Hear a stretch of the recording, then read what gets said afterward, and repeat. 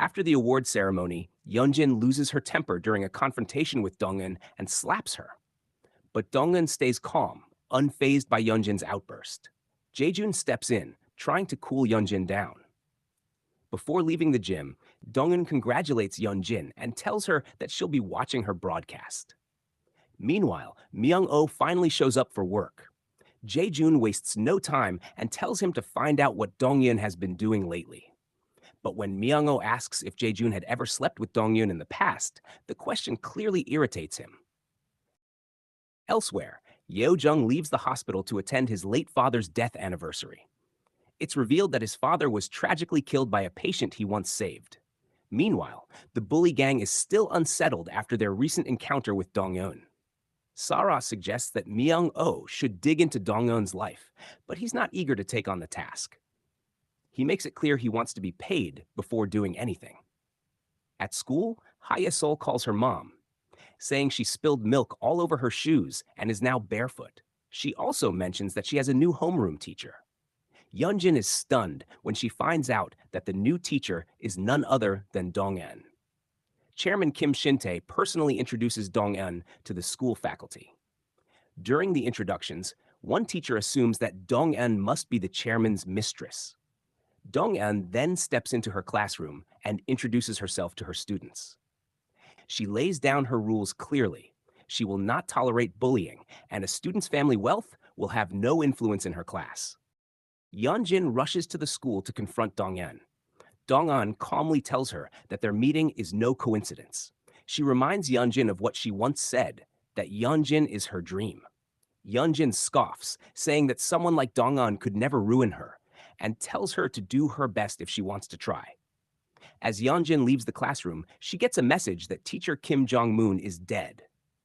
In a flashback, we see what happened when Dong-eun visited him.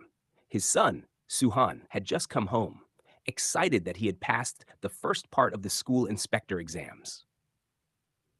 Teacher Kim Jong-moon recognizes Dong-eun and suddenly attacks her with the flowers she brought. His son quickly holds him back and demands to know what's going on. Dong-eun tells Soo-han that she wanted to let him know before he posted on the official forum about what his father did to her when she was 17 years old. Soo-han decides to use his father's asthma condition to kill him and make it look like an accident. He tells his father that if the rumors spread, their family's reputation will be destroyed. He's so close to achieving his dreams, and he refuses to let his father's past ruin everything. To avoid living a life of shame, his father needs to die.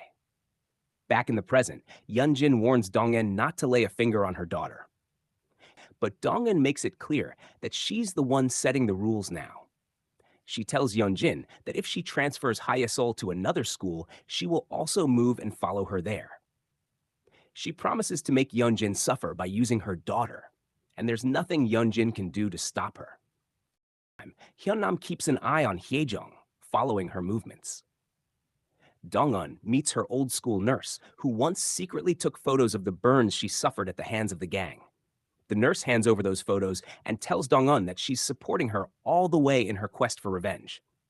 Later, Dong-eun meets with Myung-oh. He tells her he's fully on board with her plan. He hands her Sarah's drug account book and shares details about the man Hye-jung is currently obsessed with. Curious, he asks about the results of Jae-jun's DNA test. Dong-eun reveals that the test matched. Jae-jun does have a child, but makes it clear that this is her card to play when the time is right. She sends Myung-oh to a mortuary, and he thinks the information he gets there could earn him some money. At the morgue, the attendant tells him they are still holding So-hee's body. Her parents have refused to bury her because they believe she didn't commit suicide. The attendant suggests that Myung-oh speak with the family to get their consent to release the body. After finding out that Dong-eun is now seeing her daughter, Yeonjin starts to feel uneasy, fearing that her child might face the same kind of torment she once inflicted on Dong-eun. Meanwhile, Dong-eun goes back to the Go Club and runs into Ha Do-young, Yeonjin's husband. He's been coming there regularly, hoping to see her again. They sit down to play, and as they do, Do-young tries to learn more about her. Dong-eun keeps her answers short and mysterious, keeping her attention on the game. She wins the first round, and Do-young suggests a second round. this time for 50,000 won. Dong-eun accepts his challenge. Hunnam was keeping an eye on Yeonjin's mother. She followed her and saw her leaving the shaman's place. Meanwhile, Do-young spotted Dong-eun sitting alone at a convenience store after their Go game. He walked in and stopped by her table to talk. Do-young kept asking her questions, trying to know more about her, but Dong-eun only gave short and vague answers. Before leaving, he handed her his contact card and told her that they should play Go again next time. Later, Hyun-nam met with Dong-eun and shared what she had learned while keeping watch on the gang. She said that, in her opinion, Hye-jung was the easiest person to predict. Hyun-nam suggested that she could steal Hye-jung's phone. She then asked to meet Dong-eun in person. When they met, Hyun-nam also shared the details she had found out about Yeonjin's mother. Dong-eun told Hyun-nam to be careful, especially when following Shin Young-jun, the police chief. She didn't want Hyun-nam to put herself in danger. Hyun-nam promised she would be careful, and so far she had been doing her work well. Meanwhile, Yeonjin went to meet the school principal. She wanted to talk about Dong-eun's job as a teacher. During their conversation, Yeonjin was shocked when she found out that Dong-eun actually knew the chairman. Curious, she asked the principal if she could take a look at Dong-eun's resume. The principal acted a little hesitant at first, but eventually agreed to let her sneak a peek. After meeting the principal, Yeonjin walked to the classroom to see for herself how Dong-eun was teaching. She stood at the door and watched. Inside, Hye-sol was struggling with coloring her drawings properly because she was colorblind. Dong-eun noticed her difficulty and spoke gently, trying to make her feel better. She did not scold her or make her feel bad about it. After the class ended, Yeonjin approached Dong-eun. She offered to pay her money and admitted that she was not capable of giving a sincere apology. Dong-eun looked at her and said she wasn't looking for an apology. Instead, she told Yeonjin that she would teach her about God's fury. Yeonjin accused Dong-eun of holding her daughter hostage. Dong-eun calmly replied that she had never harmed the child and had only been a supportive teacher. She then brought up Hye-sol's colorblindness, warning Yeonjin that there were many ways she could make her life difficult in her role as Yesol's teacher. Dong-eun told her not to test how far she was willing to go to make her suffer. She explained that she would slowly suffocate her, just like she had been suffocated in the past, until Yeonjin could truly understand that pain. She ended by assuring Yeonjin that the two of them would die together, and that she was excited for that day to come. On the other side of town, Jae-jun was trying to call Myung-oh, but he couldn't reach him. After finishing his massage appointment, he received a package. It seemed to be the DNA test results. Meanwhile, Yeonjin went to visit Do-young at his office. She asked him if they should think about sending their daughter abroad to study. Do-young found the suggestion unusual and asked why. Yeonjin explained that she was worried because the new homeroom teacher might be crazy. She then asked if Do-young could arrange a meeting for her with Chairman Kim. Do-young was curious about what exactly was wrong with the teacher and why Yeonjin needed to involve the chairman. But Yeonjin told him not to worry. She said she was probably overreacting because she was tired. Yeonjin then went to meet her mother and a private detective. She told the detective to investigate Dong-eun and find out everything he could about her. Meanwhile, Yo-jung went for his therapy session. Afterward, he met a patient who worked as a teacher. He was fascinated by her work and asked her several questions about her profession. At the same time, Hyun-nam found an opportunity to steal Hye-jung's phone. She quickly replaced it with a similar-looking phone before Hye-jung left for Shanghai. Later, while already in Shanghai, Hye-jung realized that her phone had been switched. Hyun-nam then took the real phone to Dong-eun. She even shared the phone's password, which she had seen Hye-jung use before. Dong-eun then went to the church run by Sarah's father and confronted Sarah directly. She handed Sarah an empty black bag and gave her 15 days to fill it with dollars.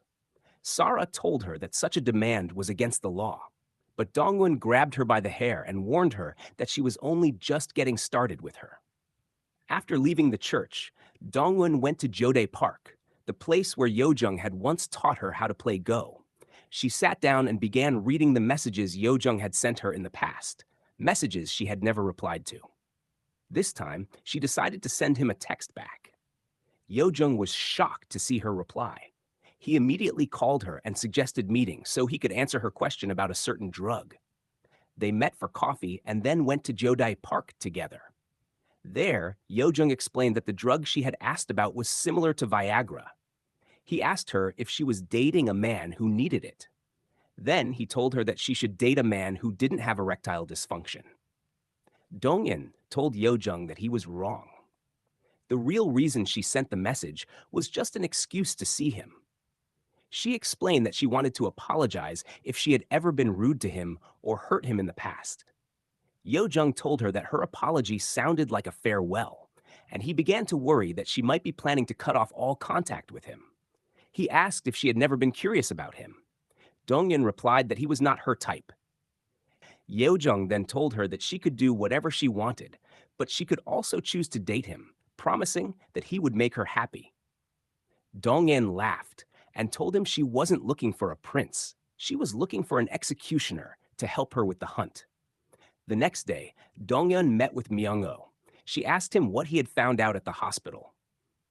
Myung-oh told her that she must be onto something big and asked her to tell him the name of the person who killed So-hee. He promised to threaten the rest of the gang before handing them over to her.